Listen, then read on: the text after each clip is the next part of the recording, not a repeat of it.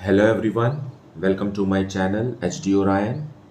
हम पढ़ रहे हैं accountancy for class 12 T S Grewal की टेक्स्ट बुक से 2022 edition, chapter 7 death of a partner. और इस वीडियो में हम पढ़ेंगे calculation of profit share of a deceased partner. So let us see some questions from the text book. So question number 16 we will see Radha, Tina and Rita were partners sharing profits equally. Rita died on 31st July 2022. Radha and Tina decided to continue the business. Share of profits or loss of the deceased partner from the beginning of the year up to the date of death was to be determined on the basis of last year's profit, which was rupees 4,50,000. Past journal entry to record Rita's share of profit or loss up to the date of death. So let us see the solution. So solution 16 we are seeing Radha, Tina and Rita. Radha, Tina and Rita. And their profit sharing ratio is 1:1:1. Then who died? Rita died. Rita died on which date? 31st July. 31st July 22. Rita died. Fine. और रीता को profit देने के लिए पिछले साल के profit को ही base बनाया जा रहा है। So Rita's profit is equal to Rita's profit पिछले साल के प्रॉफिट के ऊपर बेस्ड। हम इस साल का प्रॉफिट क्यों नहीं ले रहे हैं? क्योंकि हमें क्वेश्चन में सेल्स वगैरह भी नहीं दिया है और डायरेक्टली कहा है कि पिछले साल का प्रॉफिट है ना। So it is 4,50,000। पिछले साल भर का प्रॉफिट है ये। अब इसमें अगर हम ये मानते हैं कि इस साल भी फर्म को 4,50,000 होगा, ऐसा माना जा रहा है, तो उसमें रीता का पोर्शन कितना रहेगा? 1/3। और रीता की मृत्यु हुई है 30 जून को। साल शुरू होता है अकाउंटिंग ईयर 1 अप्रैल को। Fine. So April, May, June, July, how many months? 4 months. April, May, June and July. So 4 divided by 12. So this will be the portion of profit. And it is coming to be rupees 50,000. Now इस question में ये है कि the firm closes its books of accounts on which date it is not mentioned. Question में लिखा हुआ नहीं है, तो ये मानते हुए कि फर्म अपने बुक्स को 31 मार्च को हर साल बंद करता है, हमने ये कैलकुलेशन किया है और आंसर बुक से मैच भी कर रहा है ना। आप इसे जनवरी से दिसंबर मान करके बनाएंगे तो आंसर कुछ और आएगा। फाइन। लेकिन जो प्रैक्टिस में है 1 अप्रैल से 31 मार्च को अकाउंटिंग ईयर लिया गया है, तो उसी को अज्यूम करते हुए ये 50,000 रुपीज़ कैलकुलेट किया गया है। नाउ ये जो 4,50,000 है ये actual profit of the year तो है नहीं, ये पिछले साल के प्रॉफिट को ही बेस लिया गया है। इसलिए हम profit and loss suspense account open करेंगे, ना कि प्रॉफिट एंड लॉस अकाउंट और ना कि गेनिंग रेशियो में हम कंटिन्यूइंग पार्टनर्स को बेयर करने कहेंगे। So on 31st of July 2022 profit and loss suspense account debited to deceased partner Rita's capital account and the profit calculated is how much? 50,000 rupees.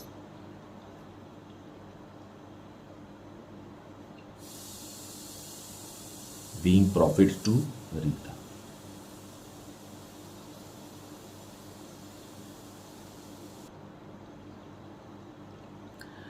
Question number 17. Manoj, Rakesh and Harsh were partners sharing profits in the ratio of 2:2:1. Manoj died on 30th June 2022. Rakesh and Harsh decided to continue the business.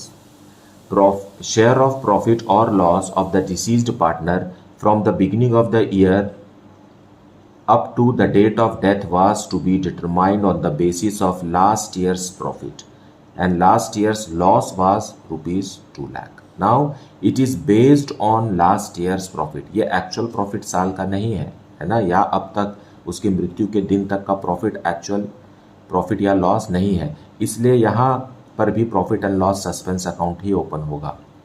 Fine. So pass necessary journal entry to record Manoj's share of profit or loss up to the date of death. So let us see the solution. Solution 17 we will see. There are three partners. Manoj is to Rakesh is to Harsh is equal to 2:2:1. Fine. And who died? Manoj died on 30th June 2022.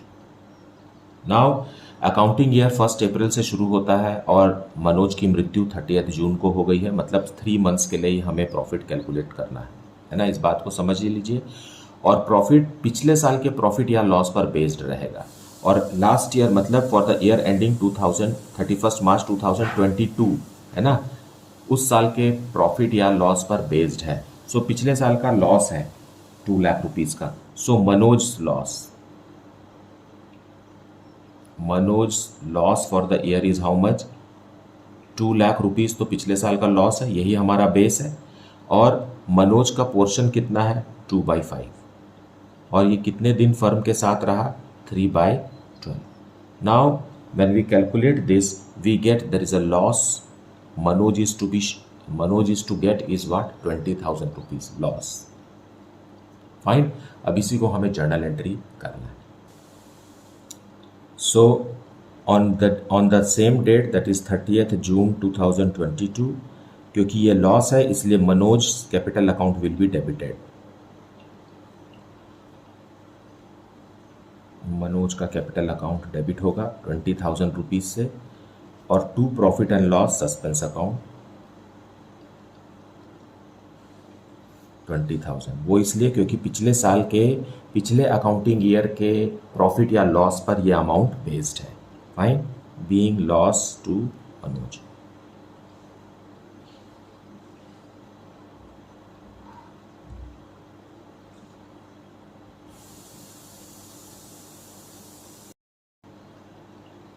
Question number 18। X, Y and Z were partners in a firm. Z died on 31st May 2021. His share of profit from the closure of the last accounting year till the date of death was to be calculated on the basis of the average of 3 completed years of profits before death. Profits for the year ended 31st March 2019, 20 and 21 were rupees 18,000, rupees 19,000 and rupees 17,000 respectively. Calculate Z's share of profit till his death and pass necessary journal entry for the same when profit sharing ratio of remaining partners does not change and when profit sharing ratio of remaining partner changes and new ratio being 3:2. Let us see the solution for this. So solution 18, case 1, that is A, profit sharing ratio of remaining partners does not change. और partners कौन है हमारे? X, Y और Z है। सो X is to Y is to Z जैसा कि हम जानते हैं, और इनका प्रॉफिट शेयरिंग रेशियो क्वेश्चन में दिया हुआ नहीं है। As a result their profit sharing ratio is 1:1:1। And who dies? Z died. Z died on 31st of May 2021. Fine. So Z के चले जाने के बाद और कंडीशन लिखा है remaining partners profit sharing ratio does not change. So X is to Y is equal to 1:1। So देखिए X और Y का पहले भी 1:1 था, अभी भी 1:1 है। सो यही हमारा गेनिंग रेशियो भी है, यही हमारा न्यू रेशियो भी है। Fine. Now let us calculate Z's profit or loss. Now Z's profit or loss is to be calculated based on last 3 years average profit. Fine. So हमें तीनों साल का प्रॉफिट भी दिया हुआ है 31st March 2020, 2021 एंड 2022 है ना। इसका प्रॉफिट हमें दिया हुआ है 18,000 rupees, then 19,000 rupees and 17,000 rupees. So हम यहाँ इसका टोटल कैलकुलेट करेंगे। 54,000 rupees. Now average profit is equal to 54,000 divided by 3, that is equal to rupees 18,000. Now 18,000 को ईयरली प्रॉफिट मानते हुए हमें Z का पोर्शन कैलकुलेट करना है. So Z's profit is equal to how much, 18,000 fine into 1/3 मतलब उसका पोर्शन इंटू उसकी मृत्यु कब हुई 31st May, so April and May, so 2/12. So this will be the amount of profit to be paid by the firm to deceased partner Z. और ये amount है rupees 1,000. So we will see journal entry for this. Fine, 1,000 rupees on the date of Z's death, that is 31st of May. May means 5/21. Okay, so it will be profit and loss suspense account. Profit and loss suspense account debited to deceased partner Z's capital account. 1,000, 1,000. Being profit to Z. Okay, now अब क्योंकि question में नया profit sharing ratio भी suggested है, तो हमारे पास एक alternative journal entry भी है which is based on gaining ratio. Fine, so ये एंट्री करिए आप, या तो फिर गेनिंग रेशियो में इस 1,000 रुपीज़ को कंट्रीब्यूट करवाइए जेड के लिए, है ना, कंटिन्यूइंग पार्टनर्स से. So who are the continuing partners? X. So X capital account debited and vice capital account debited, क्योंकि ये दोनों ही गेन कर रहे हैं, है ना. Vice capital account debited to deceased partner जेड्स कैपिटल अकाउंट. जेड को मिलना तो 1,000 ही है, लेकिन इसको बेयर करेंगे एक्स और वाई अपने प्रॉफिट शेयरिंग रेशियो में. ओल्ड रेशियो ही गेनिंग रेशियो है, न्यू रेशियो भी गेनिंग रेशियो है. So 500 rupees and 500 rupees. Okay, so in this way also you can being profit to Z. Fine. Now let us discuss 18th B, in which new profit sharing ratio of continuing partner changes. ना हमारे पास 3 partners हैं X, Y and Z, और इनका ratio है 1:1:1, जिसमें से Z died. अब जो बच गए X एंड Y, इनका न्यू रेशियो है 3:2. फाइन, सो क्योंकि ऑल्टरनेटिव जर्नल एंट्रीज भी है, इसलिए हम गेनिंग रेशियो कैलकुलेट करेंगे. Gaining ratio is equal to new ratio minus old ratio. Therefore for partner X it is 3/5 new ratio minus 1/3 that is old ratio. And for Y, 2/5 is the new ratio and 1/3 is the old ratio. LCM is 15, 9 minus 5, and here also LCM is 15, 6 minus 5. So it comes to be 4/15, and here it is 1/15. So gaining ratio of X and Y is equal to 4:1. Okay, और deceased partner Z का जो profit है वो 1,000 rupees है, वो अभी हमने calculate किया है. तो अब हम सीधा जर्नल एंट्री करते हैं. So journal entry on 31st of May 2021. Okay, इसी दिन Z की मृत्यु हुई है, और Z का प्रॉफिट जो हमने कैलकुलेट किया है वो 1,000 रुपीज़ है. हम इसे दे देते हैं. So profit and loss suspense account same. Fine, profit and loss suspense account debited to deceased partner Z's capital account. ये तो हम पहले ही समझ चुके हैं, है ना. Now being profit to Z. अगर हम इतना ही एंट्री करते हैं और 31st मई को बैलेंस शीट बनाती है फर्म, तो ये profit and loss suspense account, क्योंकि ये डेबिट दिख रहा है इसलिए हम इसे बैलेंस शीट के एसेट में शो करेंगे. लेकिन हम इसे कैंसिल भी कर सकते हैं, है ना. इसे हम राइट ऑफ भी कर सकते हैं कंटिन्यूइंग पार्टनर के दम पर. सो वो अगर हम करते हैं तो क्या होगा, उसकी एंट्री आ जाएगी एक्स कैपिटल अकाउंट डेबिटेड, क्योंकि ये दोनों ही बेयर करेंगे इसको. and Y's capital account be debited to profit and loss suspense account.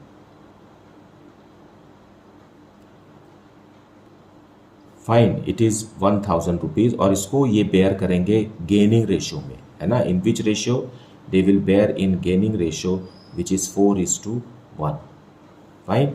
So 800 rupees X bear करेगा और 200 rupees Y, being transferred in gaining ratio to continuing partners. So यहाँ हमने ये किया कि profit and loss suspense account जो कि debit था उसे हमने क्रेडिट करके क्लोज कर दिया. फाइन. हमने ट्रांसफ़र कर दिया उसे पार्टनर्स कैपिटल अकाउंट में. अब अगर इस एंट्री के बाद अगर हम बैलेंस शीट बना रहे हैं फर्म का, तो उसमें profit and loss suspense account balance sheet में कहीं भी दिखाई नहीं देगा, ना तो एसेट्स के साइड में ना ही लायबिलिटीज़ के साइड में, क्योंकि हमने एक बार उसे ओपन किया और दूसरे बार उसे क्लोज कर दिया. जो भी एडजस्टमेंट होना था वो पार्टनर्स के कैपिटल के थ्रू हो गया. तो अगर आप इस दोनों एंट्री को कंडेंस करेंगे, मिलाएंगे, और सस्पेंस अकाउंट तो उतने से ही डेबिट उतने से ही क्रेडिट, तो वो एलिमिनेट हो गया. तो बचा क्या? Continuing partners capital account debited to deceased partner. तो ये हम और एंट्री कर सकते हैं. इसे आप समझ सकते हैं कि इस तरीके से भी ये एंट्री हो सकती है. सो जेड्स कैपिटल अकाउंट डेबिटेड, ये ऑल्टरनेटिव एंट्री है. फाइन. या तो पहला दो एंट्री करके समझिए आप, या ये एंट्री करिए, दोनों ही सही है. Fine. To Z. So 1000 rupees Z को मिलना था और ये गेनिंग रेशियो में कंटिन्यूइंग पार्टनर्स ने बेयर कर लिया. Being profit to Z in gaining ratio which is 4:1. तो जब आप ये वाली एंट्री पास करते हैं तो इसमें सस्पेंस अकाउंट खुला ही नहीं है, ना डेबिट बैलेंस है ना क्रेडिट बैलेंस है.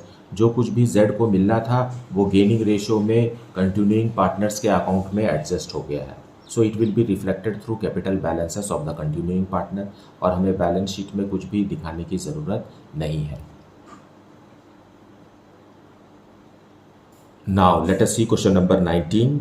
A, B and C were partners sharing profits and losses in the ratio of 2:2:1, and C died on 30th June 2021. Profit and sales for the year ended 31st March 2021 were rupees 1 lakh and rupees 10 lakh respectively. It means profit is rupees 1 lakh and sales is rupees 10 lakh. आप यहाँ से ही समझिए कि इन दोनों के बीच में, sales और profit के बीच में क्या रिलेशन है. That is profit is 10% of sales. You can read it from the question. Fine.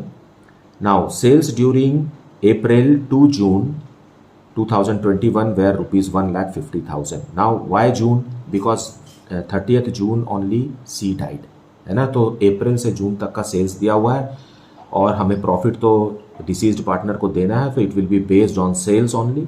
Now you are required to calculate share of profit of C till the date of his death. So C की मृत्यु की तारीख तक का profit सी का हमें calculate करना है. सो लेट अस सी हाउ.